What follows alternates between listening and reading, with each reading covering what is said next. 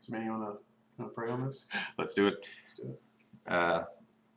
Lord God, our Father, thank you for this time to come together and discuss you and discuss your word and discuss who we are under you. And we hope that this time, this discussion that we're about to have is fruitful and helpful to people. And we hope to increase understanding, and we hope to fulfill our mission under you, which is to battle fear and help us to listen and understand and be bold and be fearless in who we are, which is the people of Jesus. In Jesus' name, amen. What is up, everybody? My name is Chris with Fear No Evil Ministries. We are here today with Jon Hughes, the director of Fear No Evil. What is going on, Chris? Thanks for having this discussion with me, man. I appreciate it. No problem. So what we're here to discuss today is a few songs from a band you may or may not know, A Perfect Circle. A couple songs named Judith and Thomas.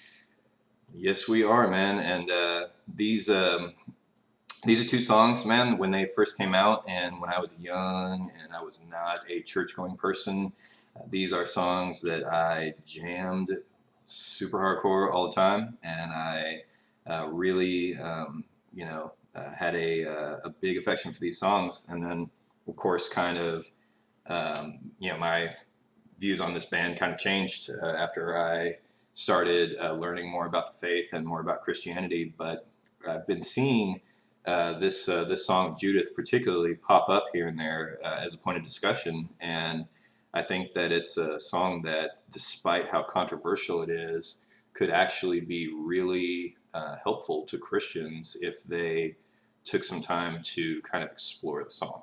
Sure. Yeah, it's something else. I mean, I think you and I are both in the same age bracket. We both grew up jamming out, banging our head to all kinds of different new metal and all this. And you had to say the word new metal. Now everybody's going to think we're so old. That's okay. We are kind of old, like compared to something. Well, I guess if you know this song, this podcast is about truth, right? So the truth is we are old. Yes. That's true. Well, I tell you what. Before we go any further, let's go ahead and play the song. We're going to go ahead and play the song so that those listening, we're going to start with Judith. We also referred to Thomas, but we're going to bring that in later in the discussion. The Thomas song is actually what makes the Judith song so compelling. On its own, Judith would just be controversial and offensive. But when you pair it with a song later in the CD that didn't get radio play, that's where you start really digging into this story, which makes it really interesting. But I want to start with Judith, then we'll discuss, and then we will get to Thomas later. So be warned, everybody, if you are a believer and you are listening to this, if you have not heard this song before, it is going to be rather interesting experience for you. So remember, we are not endorsing this song necessarily. We did not write it or produce it. We are simply offering it for a discussion. So without further ado, here is Judith. Well, hold on, with some ado. Oh, okay. With some, yeah. With some. Here is a perfect circle. Yeah, you might have been raised to, if you don't have nothing nice to say, don't say anything at all. So that might come to mind after you listen to this. Okay. All right, here we go. Hey, everybody. Sorry for the inconvenience, but due to copyright restrictions, we are unable to actually include the videos discussed in this presentation in the actual video. So we're leaving links under the description for each video, and if you would go ahead and pause this video after I finish, you'll be able to go follow that link, watch the video, and then come back and pick up where you left off. Again, sorry for the inconvenience, but thank you. Welcome back, everybody. Boom. That was something. Crucial. Yes. Powerful song, man. That is one thing that, regardless of what you think about it, man, it is a powerful song, and there's a reason for that. But what did you think about it? I remember being angry, and I had a lot of the same feelings he had at that point in my life when that song came out. Yeah, those of us who are speaking about the song right now, about 20 years old or so, right around there when the song came out. So we're young and, exuberant, virile, and we got a lot of anger towards our fathers and, all that kind of stuff. And So a song like this can definitely bring a lot of that out to you. A lot of things that are said are very convictional. And the thing is, regardless of what side of a discussion about Jesus you're on, when you put his name in something and you have conviction behind it, it is going to be powerful, whether it is powerfully good or powerfully evil. So this is that kind of song. Yeah, I think maybe from a business standpoint, controversy creates cash. So I think you want to come out swinging with something that's going to make a statement, good or bad or indifferent. Someone's going to react, and someone's going to pay attention. So you would have a YouTube video with 35 million views. Yeah, yeah. That one was over 31 million when we were looking at it just now. And of course, this song came out at a very different time. But at this point, you're still looking at MTV Play to get. That's when they did music videos. Yeah, and the interesting thing is when you actually watch this on MTV, like, I don't know if you know this, but when you watch this one on MTV back at that time, the big controversial fifth lyric in the song, which I'm sure everybody cringed at when it was on MTV, was "Fake Your God." He's a fake is the way they were able to get it on airplay. Which kind of just changed the whole entire. Well, kind of, yeah. I mean, the sentiment, remains because if what we're about to discuss here, it'll actually make a lot of sense. So, without kind of, I guess, going any further into reminiscing, we'll kind of get to why we're talking about this today. And so, this song is written by a guy named Maynard James Keenan. He was the lead singer of a band called Tool, which was very popular, and then at one point strayed off to do a different kind of project with this band called A Perfect Circle. And this song, Judith, was the first single off of this album called Mer de Nom. So why are we talking about this song today? Why do you think we're talking about this song, Chris? Well, I mean, obviously, this is a cry of anger.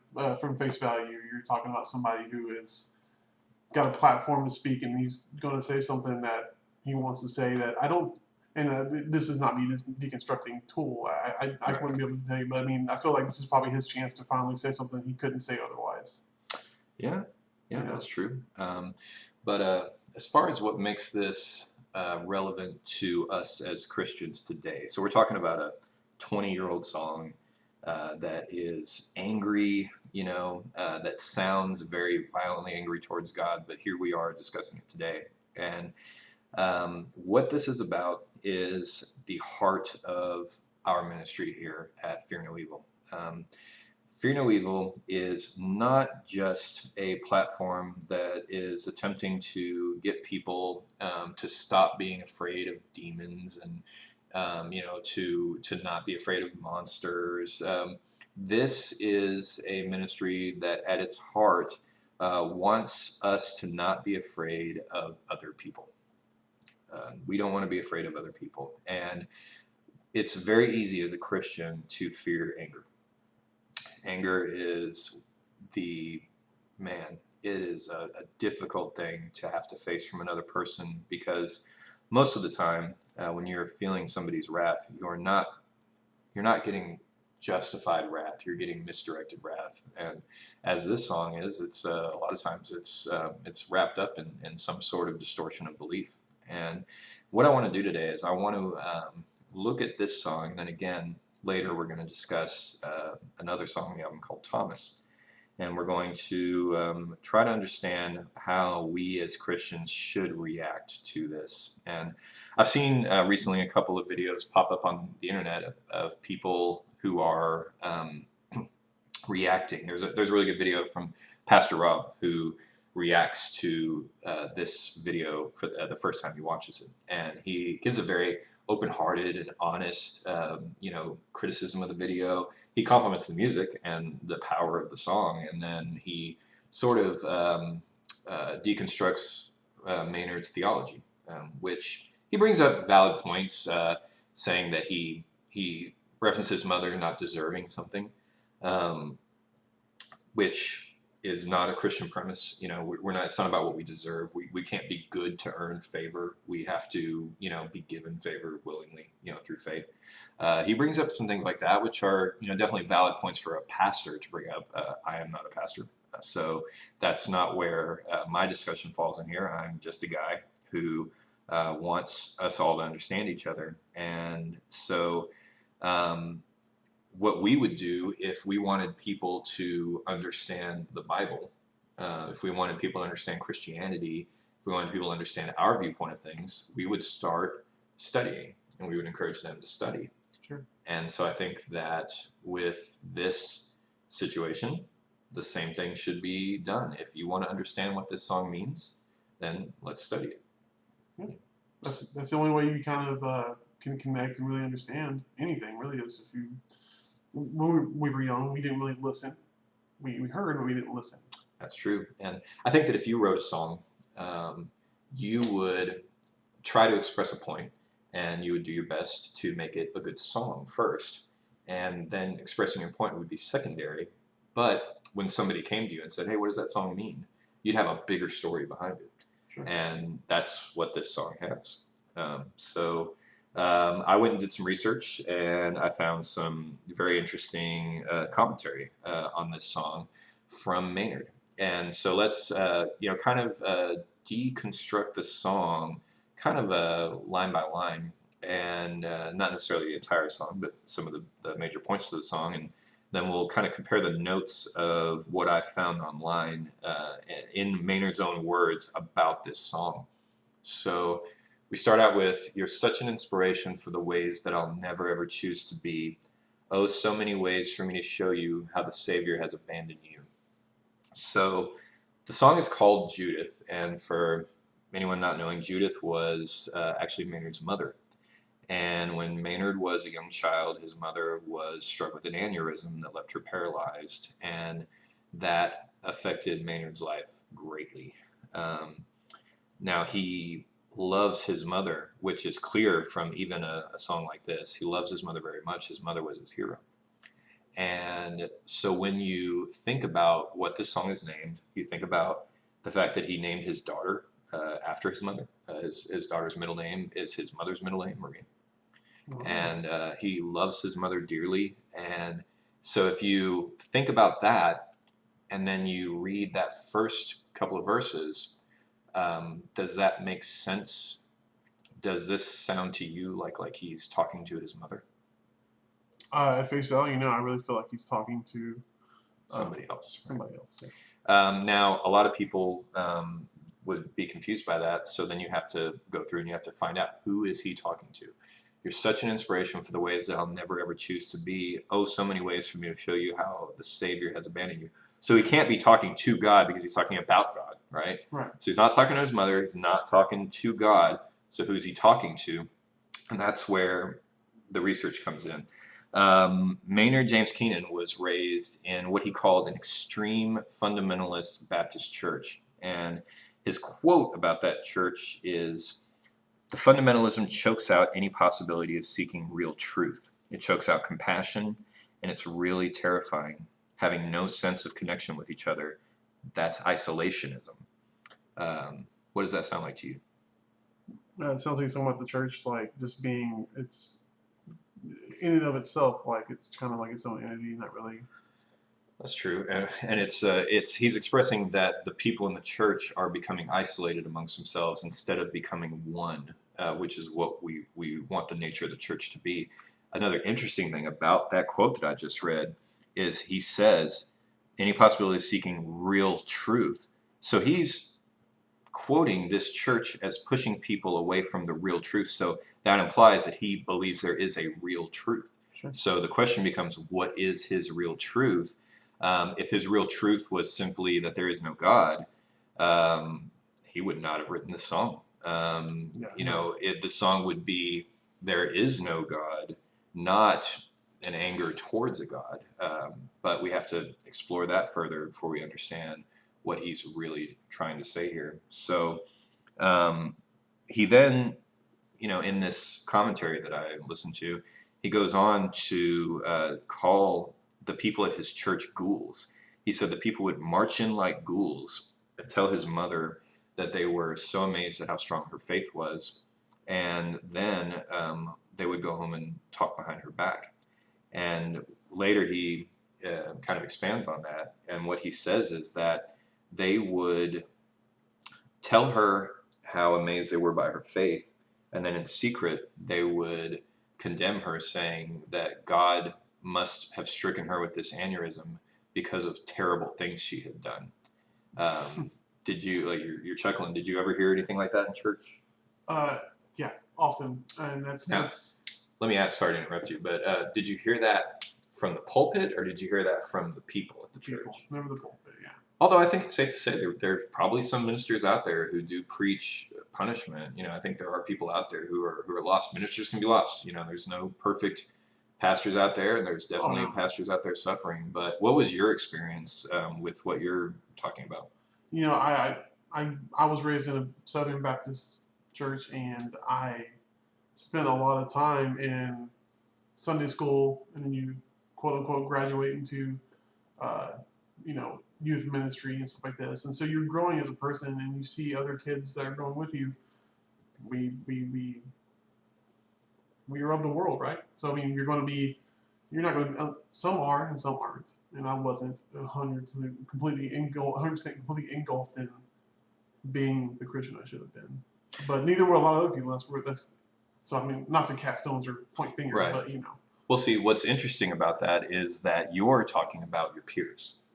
Now, it's, of course, you came out with a very different attitude towards the church. I think part of that is we're very forgiving of our peers because they're like us and we see ourselves in them. Maynard is discussing his mother's peers. And so this is a child who's hearing people he looks up to who are supposed to know the right thing to say, who are supposed to know the truth. And he's and he's very antagonistic towards them because he expected more from them. So next we have the super controversial lyric, which we're not going to quote directly. We will use the single word, the F your God, your Lord, your Christ. He did this, took all you had, and left you this way. Still you pray, never stray, never taste of the fruit, never thought to question why. So this is now where the song gets a little bit confusing, because this is no longer Maynard speaking to these people. This is Maynard transitioning from speaking to them to speaking for them. So after he says, F your God, your Lord, your Christ, he is now speaking for these people who have damaged him. He's speaking through them to his mother. He's saying they accused her of doing something to earn this punishment. And that's where things get a little dicey here, because this is where, as a listener who's not thinking about the motivation behind this, who doesn't know the story, that's where you can start feeling like he's talking to his mother about what she believes in. Mm-hmm. Yeah. So that's where we get a little lost. And now we get to the second verse, which is where, you know, Pastor Rob begins to talk about the theology of Maynard, where he says it's not like you killed someone, it's not like you drove a hateful spear into his side. And now this is where he has now, you know, turned it back over, and now he is speaking again, but he's trying to defend his mother, not to God, but against these people who are condemning her. But then he says, praise the one who left you broken down and paralyzed. He did it all for you. And that sounds sarcastic, right? Very, yeah. It sounds sarcastic. And it probably is. I don't have a perfect answer for every lyric to this song. But it definitely sounds a little like sarcasm there. And that's where his anger, I think, about the whole situation comes out, you know. And so the rest of the song is basically a repetition. You know, he does say, never taste of the fruit, never stray, never break, never choke on a lie, which is probably a reference to the garden. You know, Sure. choking on a lie, taste of the fruit. He does say taste on the fruit. Choke on a lie would be, Eve was deceived into eating it, and there was no pleasure in eating it. It was choking on it is the proper way to kind of express that, which is okay. This is man, again, this is a very powerful and controversial song, and the reason it is it becomes from a place of deep hurting from the songwriter. And in the commentary that I read, he does say specifically that when he says "F your God," he's not talking about the actual God. Which again, when he discusses the actual God, he's acknowledging that he does believe there is a God up there.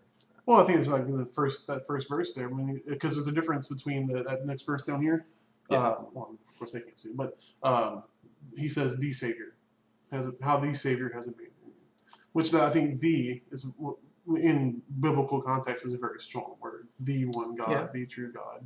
But right? yeah, but it could also just be that he's speaking to her on her own terms, or speaking to them on their own terms. Which I think a lot of that happens in the song, like because he's speaking to people, speaking on behalf of people, speaking for people. And that's what makes this song so confusing. Is there's so many different viewpoints, so many different motivations, and that's the thing. Is the thing we have to keep in mind here is Maynard was not writing this song to convince anybody of anything. He was writing this song because he had been wanting to say this since he was a little kid, and this sounds like the way a child would rationalize all of this and then say it as a more sophisticated but still hurting adult.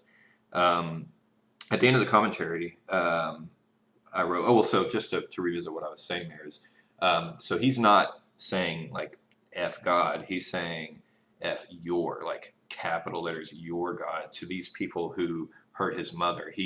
He is lashing out against the created God, the idol that they have created for themselves. They've created a God who judges the wicked, and they decide who the wicked are by the affliction. So that's the irony in this, is it's so awful. Who among us would pass a person in a wheelchair and think, man, they earned that chair? I can never do that. Yeah, that sounds horrible. Yeah, that is something that is, and we're not going to have a like let's all beat ourselves up as Christians talk here or anything like that. But one of the reasons we're discussing this is I want us all to be reminded that we are the picture of Jesus to people who know us as Christians. When you identify yourself as a Christian, you are wearing that as a badge of honor, and you are representing Christianity. It's like if you have a job at a place like let's say you work at Best Buy, and after you leave work, you still wearing your Best Buy shirt, and you go outside, you do stuff. Everything you do, people are going to see that Best Buy shirt. So you kind of got to be careful because you're still in a way you're speaking on behalf of you're representing your company. Yeah, because you're wearing their logo, right?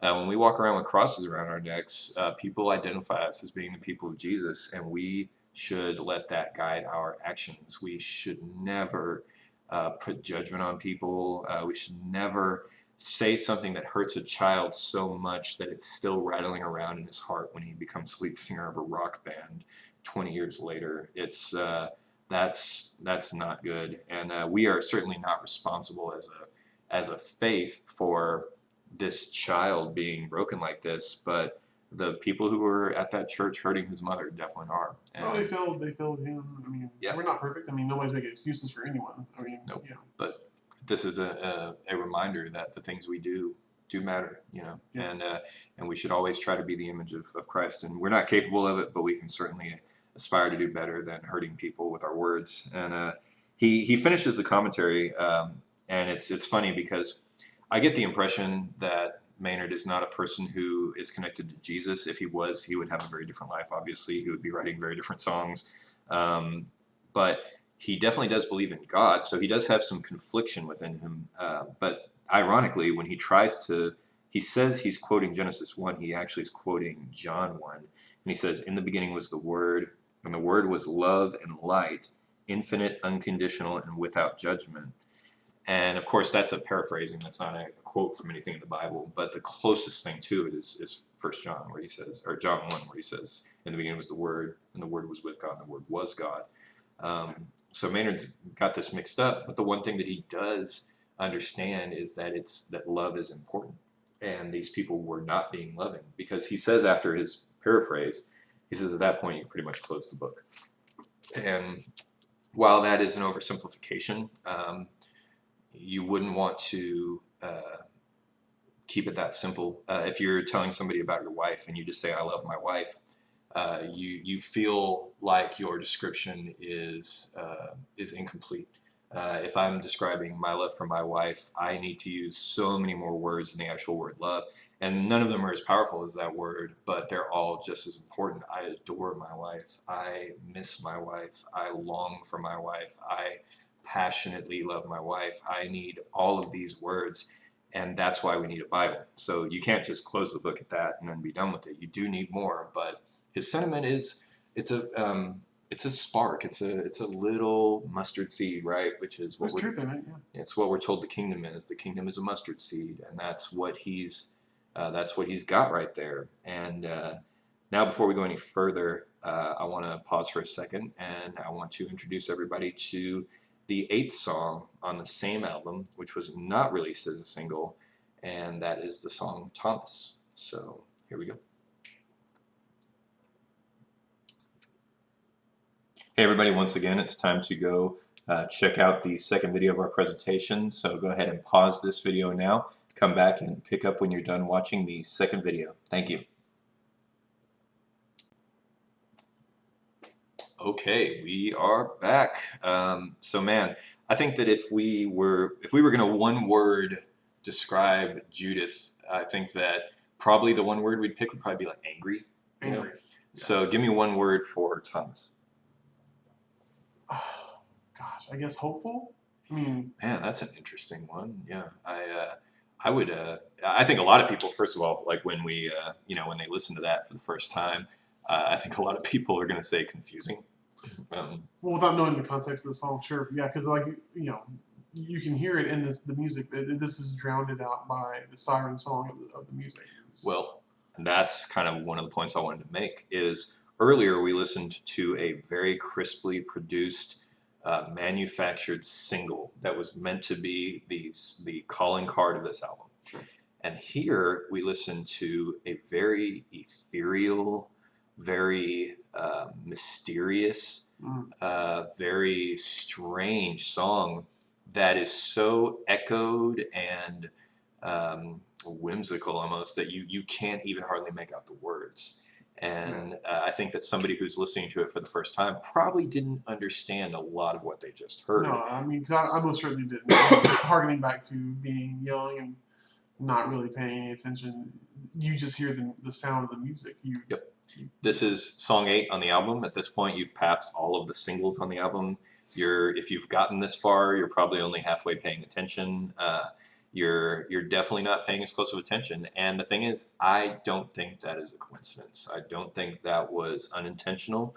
I think there was a reason for that. And I think before we explain that, I'm going to actually, because this song is so short, I'm going to read every word for it right here. And here we go. Humble and helpless, learning to pray, praying for visions to show me the way. Show me the way to forgive you. Allow me to let it go. Allow me to be forgiven. Show me the way to let go. Show me the way to forgive you. Allow me to let it go. Allow me to be forgiven. Show me the way to let go. Illuminate me. And that's repeated 3 times. I'm just praying for you to show me where I'm to begin, hoping to reconnect to you. And then that's repeated also. So everything that's said in the song basically is repeated, and it's all echoed and, again, like you said, drowned under the music. And how do you feel about that? I mean, looking at it now and understanding the lyrics, and what I'm interpreting as what sounds like a cry for help. I mean, I feel like that was a calculated move, and this is just my opinion. But I mean, the music is just that you sell records and you're selling to a certain crowd. You're appealing to with what from a passing knowledge of Keenan and the music scene at the time, and you just a lot of this anger. Angst sells at this point, right? Yeah. That's what everybody was listening to at this point. And but at the same time, you're an artist. You want to put your heart out there, and you want people to hear you, but you want the right people to hear you. And you're probably hoping for that with him. I mean, why make this? Why put it out if you didn't want somebody to hear it? Yeah, and you said this sounds like a cry for help to you, and sure enough, the third word in the song is helpless, right? Mm-hmm. So he's self-describing as helpless, and this is a powerful whisper for help, is what this song is. Judith was an angry scream, and Thomas is a desperate whisper. So, what we haven't discussed yet, vital importance, the name of this song is Thomas. And the name of the song being Thomas, what that is communication. That is the writer of this song telling people who would know why this song is called Thomas what it is about. Because only a Christian or somebody who is at least educated on Christian history would understand who Thomas was. Thomas was the doubting apostle. We all have heard the term doubting Thomas. Thomas was the follower of Jesus who, upon his return, refused to believe that Jesus was truly returned, even when standing face to face with him. And he needed to press his hand into Jesus's wound in order to accept that it was the truth and that Jesus had come back. So when you think about that, and then you analyze these lyrics right here, you find a man who is begging to be shown something. He's begging to be shown the truth, and that's what this song is.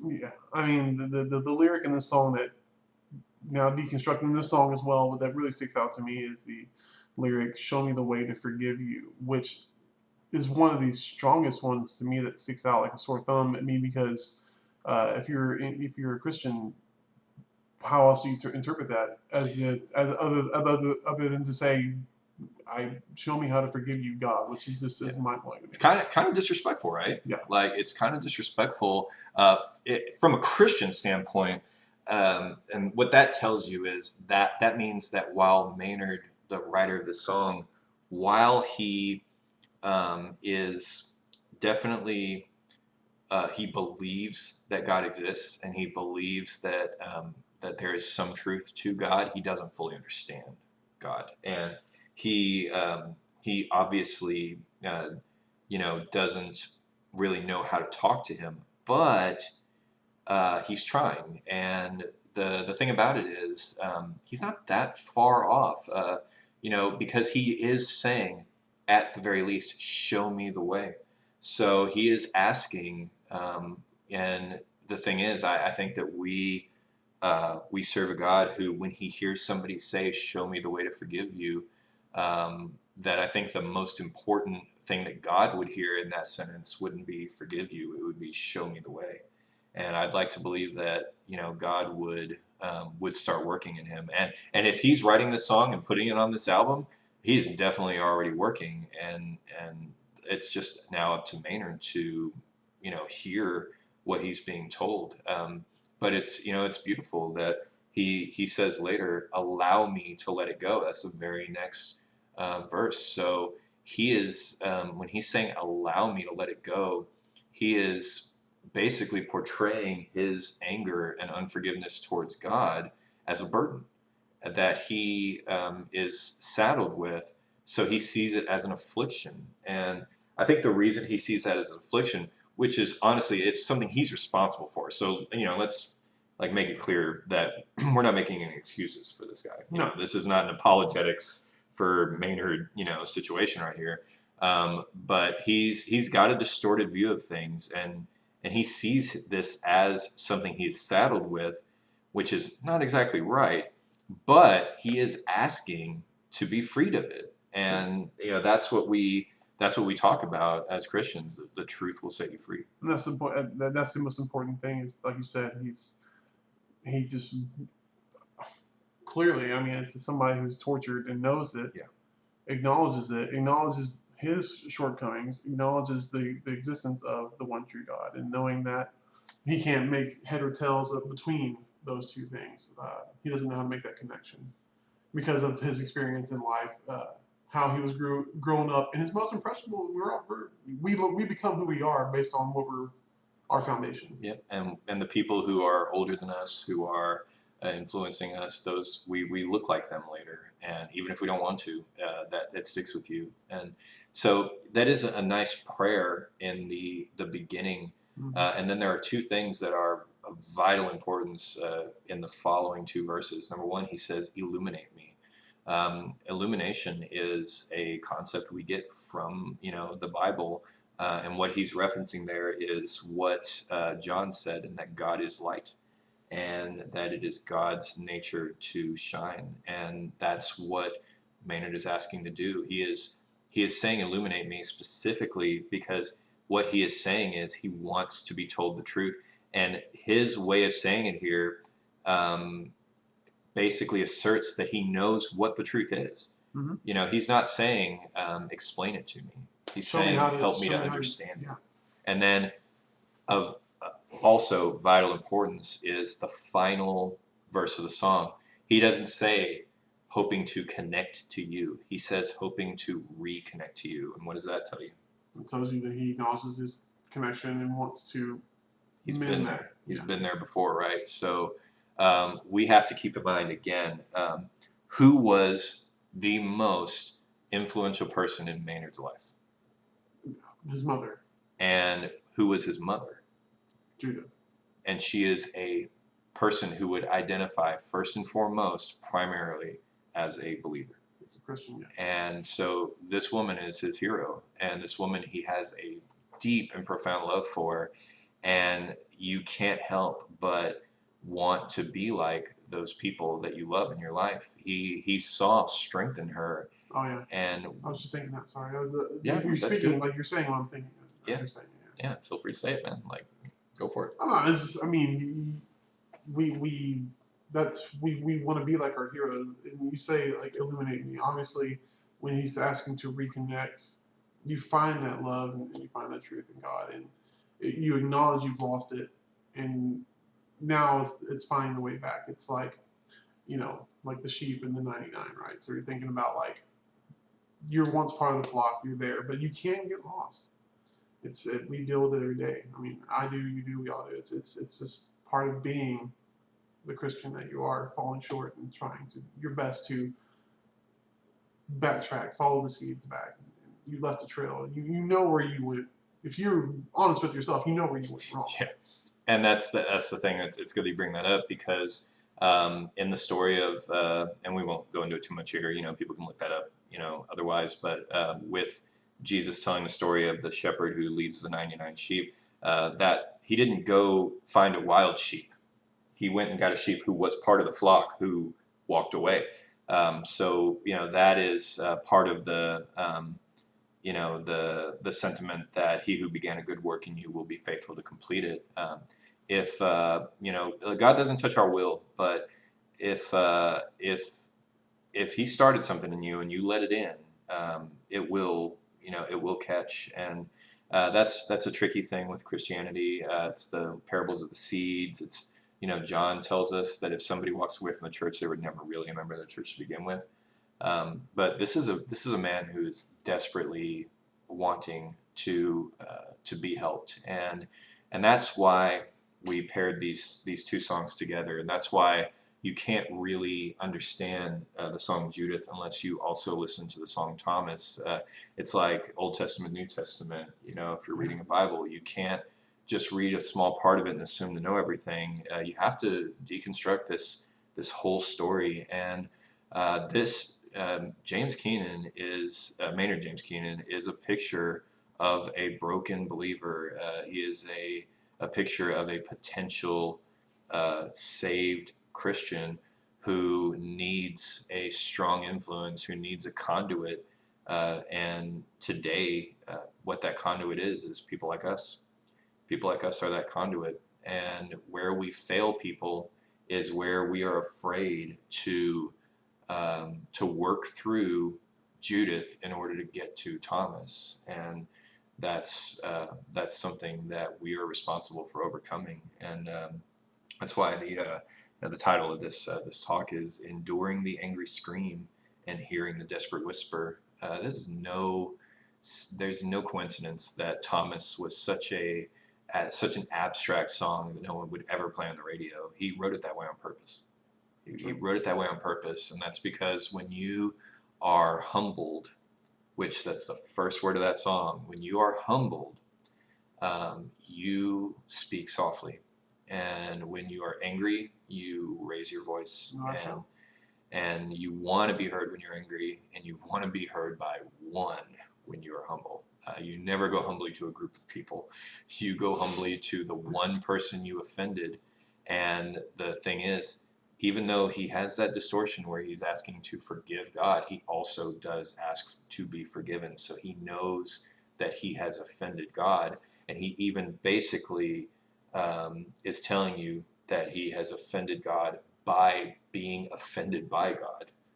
Yeah. You know, which is kind of a brain, like drain to think about that. But he's acknowledging that his problem is that he holds a grudge against God, and he's asking God to forgive him for that. And he's also saying, allow me to let it go. And that's something that Christians aren't very good at. Christians aren't very good at asking God to do it for us. We're good at asking God to do things for other people. I'll pray for you. It's like, well, okay, but I'm gonna pray for myself. Sure. I'm gonna pray like he does. So this completely misguided person is actually giving a good instruction in some ways to us through the second song, not the first. Right. I heard another pastor say when I was younger and I was studying that it's okay to beat on God's chest as long as afterward you fall into his arms.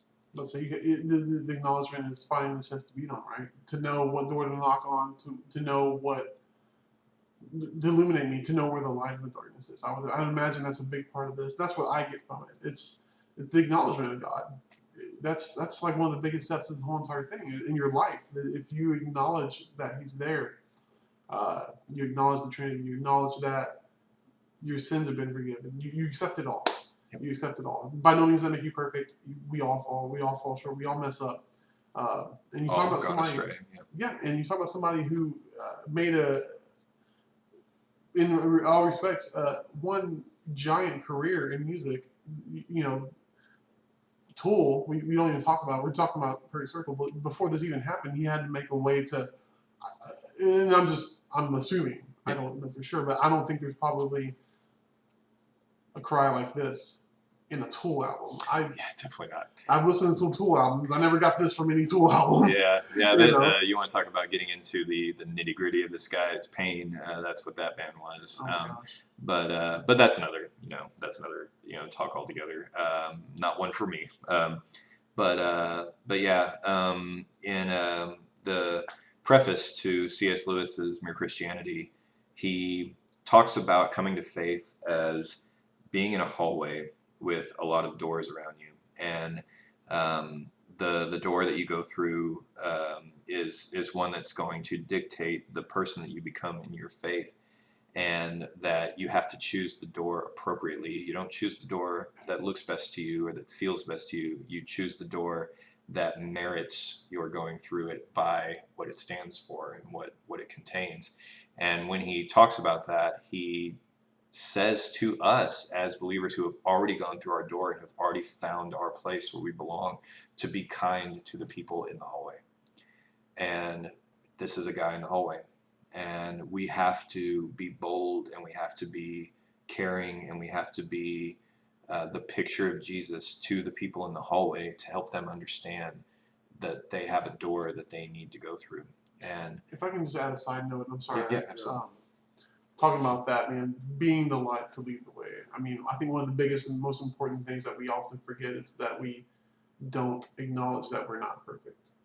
Because I think maybe somebody like, Maynard James Keenan probably didn't, from what I gathered, the people that he grew up with in the church that did this and that he got from these people didn't acknowledge their imperfections. No, yeah, he definitely seems to have that view that they think they are perfect. Because they obviously believe they're better than his mother, right?